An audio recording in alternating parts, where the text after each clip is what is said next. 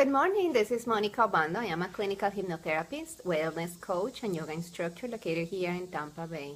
I see clients online or in my practice, so if you want to be seen, you can contact me and you can PM me directly or call me or contact me through my website. Today we are going to be talking about childhood and anxiety. As parents, sometimes we don't even understand anxiety in our kids and we are feeling that we are going crazy. But this is not the case. You don't need to be going nuts or going crazy because of your child's anxiety. So have in mind that anxiety in childhood is a normal part to a certain point. It's normal perhaps when your kid going to new school or is changing from one grade to another one to find new people, to meet new friends, and that can cause some anxiety. Perhaps when they are going to present in front of everyone at school, it may be causing anxiety in them, and that's totally normal. But know that those are phases, that those are no, they don't have to last. Those are simple phases. However, when you notice that those phases last, is going pretty serious, and that's when you need to find help. That's when you need to find a therapist or come to my practice, and I will be able to help you and guide you more about your child's anxiety.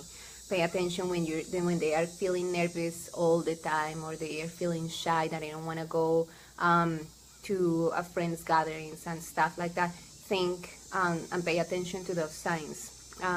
When they start avoiding places, and avoiding perhaps going to the mall with friends, or going to the movies, or going dinner, or going out with friends. So those are important signs for you to pay attention to. Notice that 1 in 8 kids have anxiety, so that is a pretty big number, and it's about us parents to pay attention to notice perhaps your child's grades at school, because usually a kid with anxiety has a tendency to perform poorly at school. They can engage even in social substance abuse. So those are signs for you and red flags. So once you start seeing stuff that is happening that is out of the usual in your child's behavior, those are red flags. Pay attention to social media and comments. Perhaps an important one is Snapchat or even Instagram. Nowadays kids are not using Instagram very often, but Snapchat, pay attention to the comments, to the anxious, to the depressive comments. So those are pretty good indicators of your child's emotional state. Usually when you have an anxious kid, perhaps it can escalate into depression, into eating disorders, into ADHD. So keep an eye, and you will be able to see how everything is going to be moving ahead, if it's escalating or if it's staying, and perhaps, as I said before, it's going to be just a temporary phase in their life. Know that your child, in case that they have those anxiety situations, anxiety issues, it's help available. Don't freak out, don't go nuts, don't go crazy, because know that that's pretty common, even though it's not normal, but it's common. And there is help available everywhere,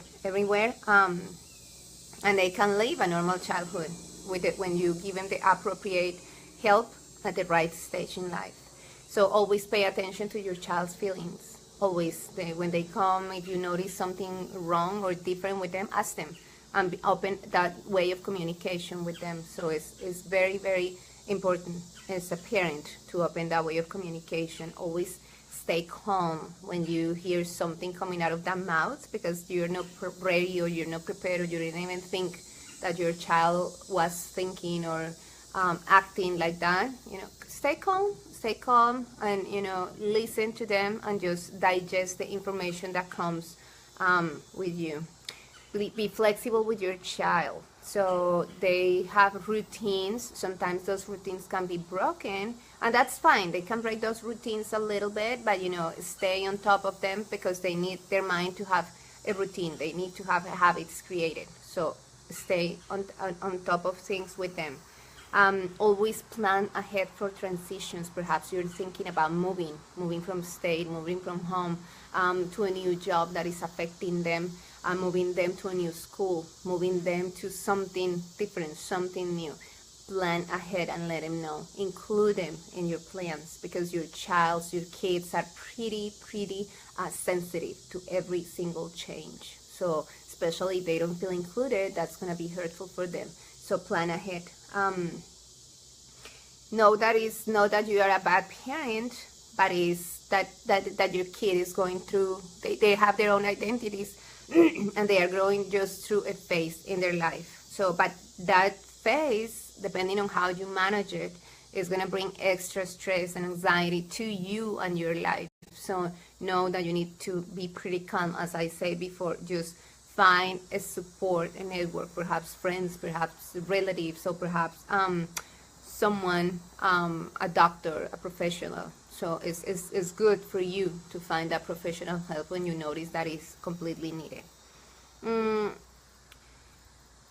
Build your child's personal strength. Know your child's likes and dislikes. Perhaps you notice that he likes or she likes something, maybe roller skating, or maybe biking, swimming. Whatever it is, make sure that they are doing it very often and they enjoy it. That way they can focus their mind in that particular thing and they can burn energy. So that way the anxiety is going to go away, or at least it's going to go down. So find those avenues. So that way your child is going to feel better energetically and emotionally. Also make sure include them into your house chores. So they have to have chores and specific things to do. Or perhaps you're doing a cleaning day, so include them in your cleaning day. So give them the space and give them the level in their house where they belong, and that way they can feel included as a family member. Let your child to be there themselves, so they are an individual. So all the time you don't have to be telling them what to do or what not to do, because that is overwhelming. They are just learning how to develop their own personality. So they need to develop those skills. They need to learn, good or bad. They need to learn by experience. So it's about you as a parent to let them be and to let them experiment. Obviously stay there side to side so you can guide them when asked, but otherwise just let them be. They are not going to be suffering pretty deep or stuff like that, but on the contrary, they are going to be able to experiment, learn, and develop their own personality, and hopefully it's going to be a strong personality. In the future, they are going to be parents, and that way they are going to have those skills for them to be able to be parents and successful parents.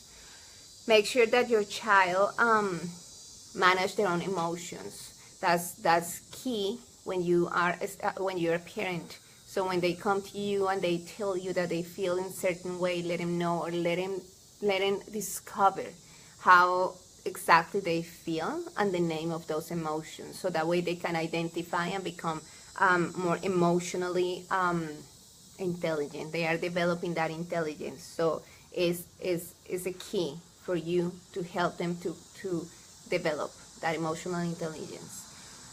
Make sure that you control your own fears as a parent, because what happens is sometimes we are passing on those fears into our own kids and we don't even know.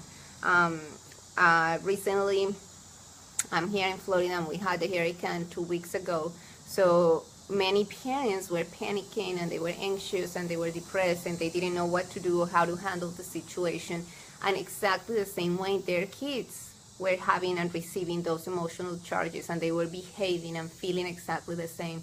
And most likely in the future, if something happened again like that, or something naturally related, or something that is going to happen, kids are going to be behaving the same way. So we pass those fears onto our kids. So be careful on how you act and how you react to situations, because they model the parents, they model us. So we are pretty much giving them all that guidance, physical guidance, emotional guidance. So make sure that you control your emotions and your behaviors prior to any eventuality. Work together as parents. You are both together.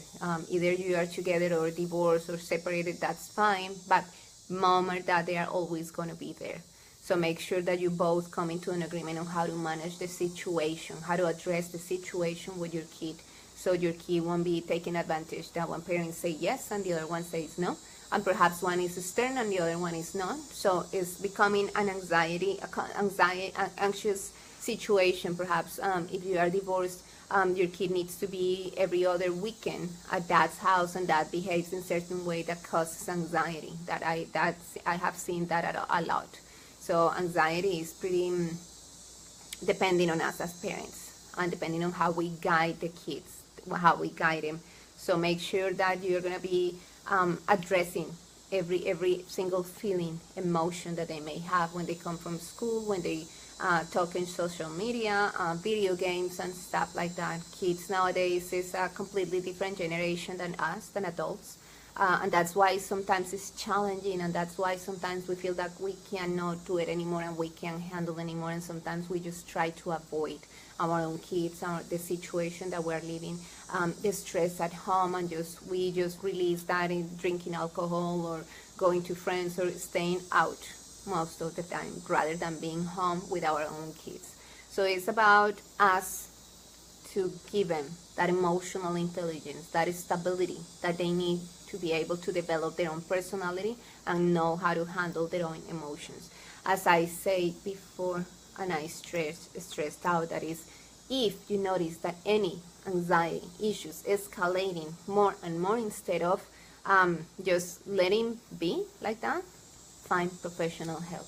Again, my name is Monica Obando. I am a clinical hypnotherapist, wellness coach, and yoga instructor. If you feel that you have an anxious kid or you're feeling that you're developing anxiety, please contact me, PM me, or email me. You can go to info@monicaobando.com. So you can send me an email or go to my website. There is a contact form. When you go to my website, there is going to be also very good information about anxiety, and then that way you can get more informed. So make sure that you share this video with others, because there's very, very good information in here. So perhaps you don't need it, but somebody else, some other parents, they may need it. On the top of this video is going to be a link with an anxiety test. Make sure you test your anxiety. Make sure you can test your kids' anxiety and know exactly where you are in your anxiety levels. That's good for you to know and for you to have in check. Thank you so much, and I hope you have a beautiful, beautiful rest of your day. Enjoy.